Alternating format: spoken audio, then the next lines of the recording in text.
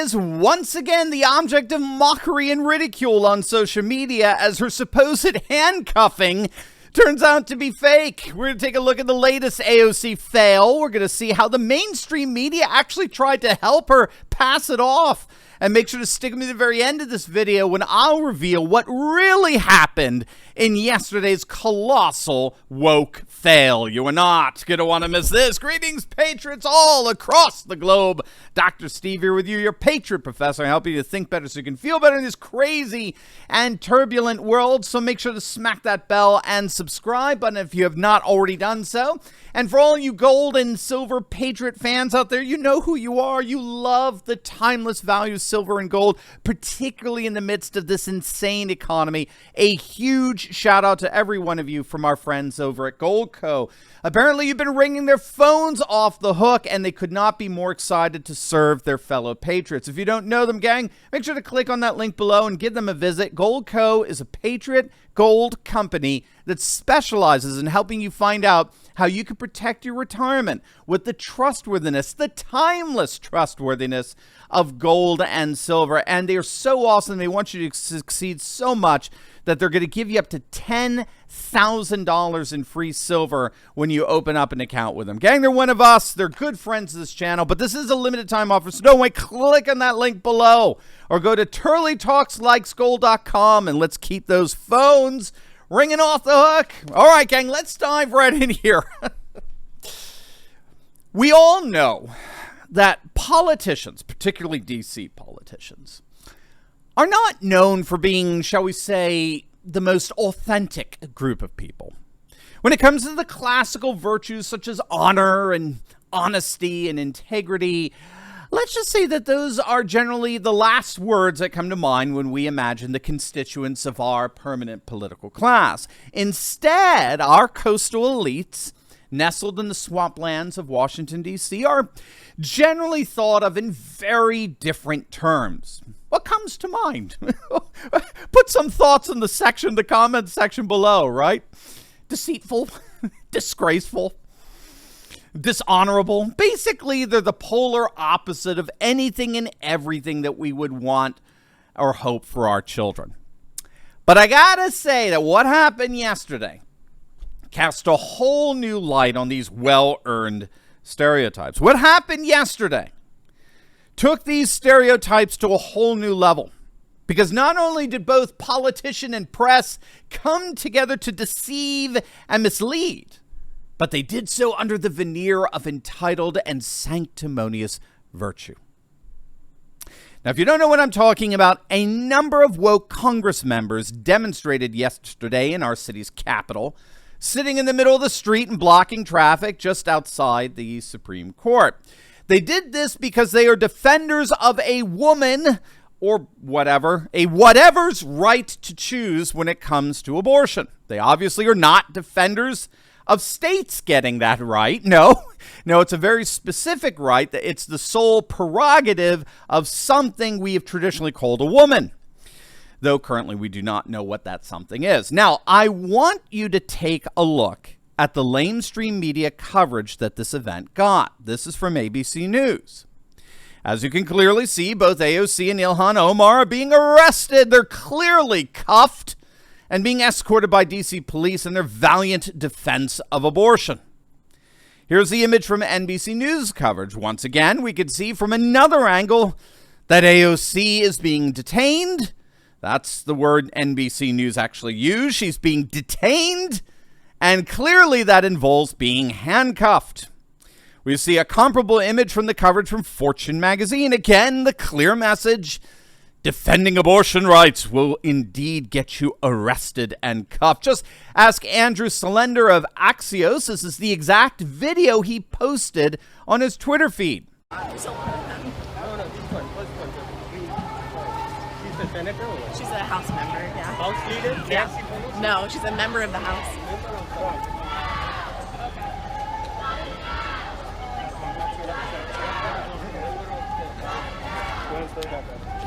Again, you can clearly see, it's absolutely as clear as day that AOC is being arrested. She's being cuffed and is being detained by police. This is what our nation has become. This is what happens when you defend a whatever's right to choose.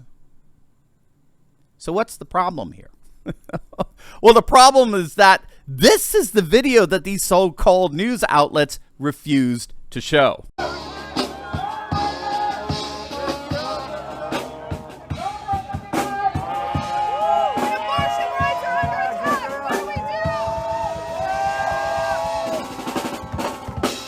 Well, what do you know? This is incredible. AOC has superpowers. Did you know that? As you just saw with your own eyes, AOC can rip apart handcuffs with such force so as to free her right arm, to raise her defiant fist for all to see in solidarity against the forces of oppression and patriarchy. This is an amazing woman. Definitely presidential material. Definitely, as the late night clown Stephen Colbert suggested. So, folks, there you go. The paragon of virtue, AOC, arrested, detained, cuffed, and yet demonstrating a physical strength that is eclipsed only by her moral fortitude. Now, obviously, AOC is a clown. We've always known that. She's not a morally serious person. She's a grifter. This is all ultimately a business model for her in the end. But the fact that the lamestream media plays along with this says a lot. And it tells us precisely who the lamestream media collectively really are. Can you imagine Marjorie Taylor Greene doing this, or Lauren Boebert doing it? Do you actually think that the media would play along with such clownishness? Of course not. How would the legacy media collectively respond, right? They would report that the incident was proof that these women or whatever are really charlatans, cons, frauds. But when AOC does it, they join in. The lamestream media are participants in the fraud. Actually, we don't even have to speculate. Take a look at what Newsweek printed. AOC, and then they put in quotes, quote, faked being handcuffed, close quote, in arrest. Enraged Marjorie Taylor Greene says. Now, besides just being a bad headline, a very poorly written headline, it was an utterly absurd attempt at gaslighting on behalf of AOC, all the while trying to make MTG into the bad guy. So what the heck is going on here? Well, big picture, gang. What's happening here is we are actually seeing in real time what scholars believe to be nothing less than a kind of secular religion on display. In many respects, we can actually call what happened yesterday the rituals of a political cult.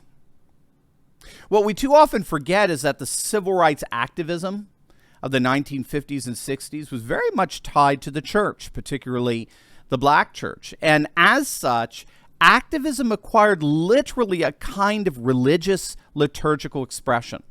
It involved people congregating together for a very sacred purpose. It involved processions, what they called marches. It involved a whole iconography that developed with signs and symbols. They had chants and hymns that were recited and sung. And originally, this was all inextricably linked to bringing about the kingdom of God on earth and the ultimate triumph of divine justice and righteousness. But over the decades, in the 70s, 80s, 90s, civil rights activism increasingly dislodged itself from the expressive life of the church and instead became its own autonomous liturgical expression. Activism became, in effect, its own kind of political cult. And that's what we've been seeing on display now in recent years, a secular substitute for historic religion. This is why it was so important for AOC to appear to be handcuffed. She is a member, or better, a leader of this political cult, is faithfully fighting for a highly secularized Marxist vision of social justice. And we know this because the forces of patriarchal oppression are actively persecuting her. The fake handcuffs are supposed to be symbols of that persecution. This, by the way, explains why the media goes along with this bizarre ritual. They, too, are members of this secularized political cult. And they know that this cult has apostates, heathens, barbarians who refuse the enlightenment that such a cult offers. That's why Marjorie Taylor Greene and Lauren Boebert are treated as heretics. There's nothing new under the sun, gang. The Democrats and the media together constitute a political cult of wokeism that has its own rituals and ceremonies that we were all privy to as of yesterday in a particularly explicit way. The good news is that ultimately there's no future for this cult. Its own absurdities guarantee its own ruin.